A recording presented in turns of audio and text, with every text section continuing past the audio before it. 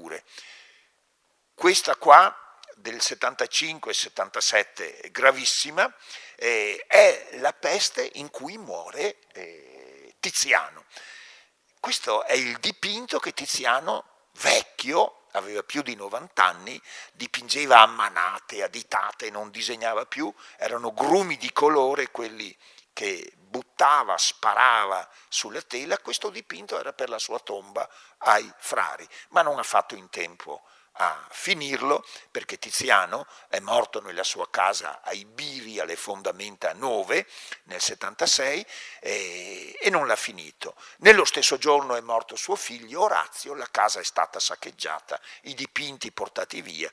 Questo poi, completato da Palma il Giovane, adesso è alle gallerie dell'Accademia, perché Tiziano è sepolto ai frari, sì, ma noi non sappiamo dove, perché il periodo era un periodo di emergenza. Cosa rappresenta Tiziano? Una costruzione possente di Roma, un'abside, il profeta Mosè con le tavole della legge, la Sibilla e l'Espontiaca che aveva profetizzato la crocifissione di Gesù. La Maddalena, la riconoscete dai lunghi capelli biondi sciolti, corre urlando il suo dolore verso di noi, ci annuncia che Cristo è morto e Cristo è tra le braccia di sua madre. Cristo, puro grumo di luce e di colore, viene fissato da San Gerolamo, penitente. Ma se osservate bene il profilo di questo Gerolamo, capite subito che è un autoritratto di Tiziano, che rispecchia la propria sofferenza nel corpo martoriato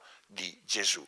E ai piedi del leone, della Sibilla e l'Espontiaco, ecco le sue insegne di cavaliere Cesareo, perché Tiziano era stato nominato dall'imperatore cavaliere, ed ecco un ex voto, dove lui e il figlio Orazio invocano dalla pietà la salvezza per la peste.